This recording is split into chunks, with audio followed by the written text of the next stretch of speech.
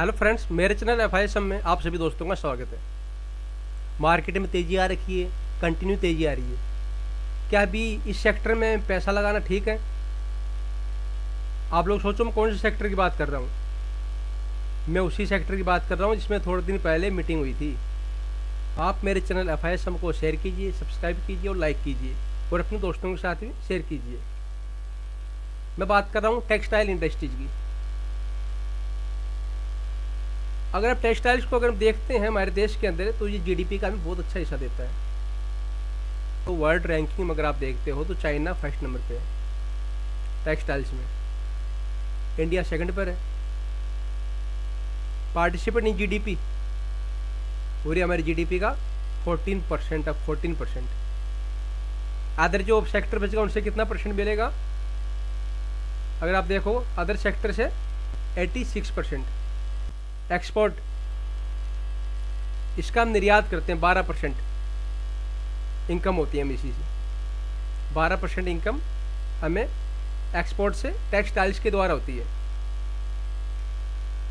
GST, goods and service tax, अभी आप लोगों ने देखा होगा थोड़े दिन पहले जीएसटी काउंसिल की मीटिंग हुई थी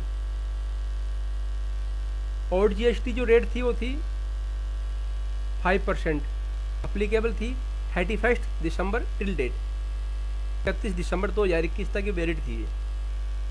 न्यू जीएसटी रेट जो थी वो 12% होनी थी,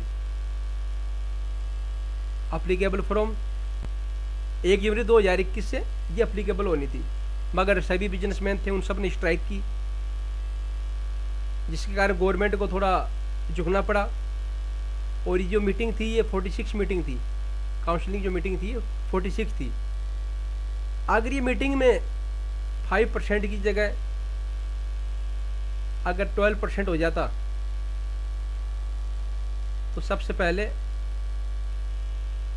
page industries, KPR mill, Rupa and corporation, जैसा आप सभी जानते हो, केकेसीएल जिसने हाल ही में बोनस दिया है, किरण केबल क्लॉथिंग लिमिटेड, ये सारे के सारे जो सेक्टर थे नीचे जाने थे।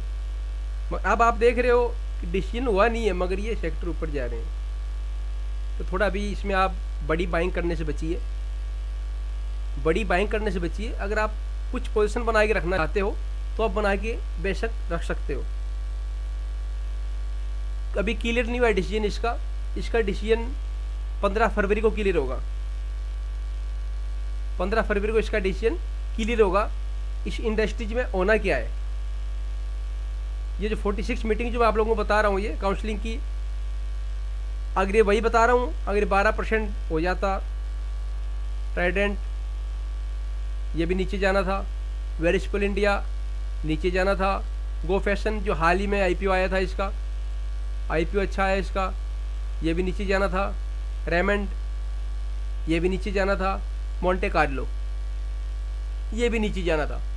ये हमें रेडीमेड कपड़े देते हैं, ये साथ में इसका कारोबार पेपर का भी है, ये पेपर भी बनाता है,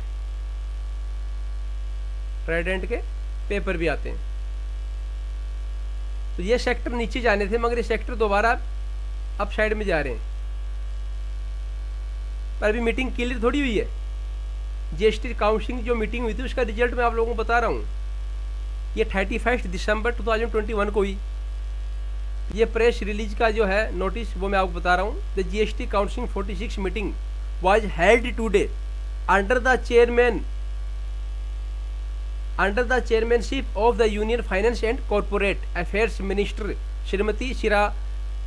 श्रीमती निर्मला सीतारमन, आप जानते हुए फाइनेंस मिनिस्टर है।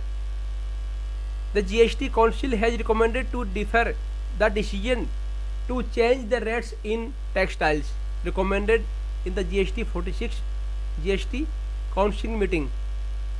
Consequently, the exciting rates the textile sector would continue beyond 1st January 2022, यानी कि अभी तक वही रेट चलेगी जो 2021 में थी। मगर इसकी दोबारा जब मीटिंग होगी फरवरी में तब इसका क्लियर होगा कि 12% लगेगा या 5% ही रहेगा। क्योंकि टेक्सटाइल जो है हमारे देश की जीडीपी को बहुत मजबूत करता है। इससे डायरेक्ट असर कहाँ पड़ेगा, जैसा कि मैं आप लोगों को बताया था कि इन स्टॉक पे सीधा पड़ेगा डायरेक्ट असर इनके ऊपर। जो 1000 रुपये का सामान है वो 1120 रुपये का हो जाएगा, और डायरेक्ट इफेक्ट किस पे पड़ेगा, कस्टमर के ऊपर। तो कस्टमर यहाँ से सेल कम कर देगा, वो इफेक्ट किस पे पड़ेगा, डायरेक्ट इन कंपनी के ऊपर।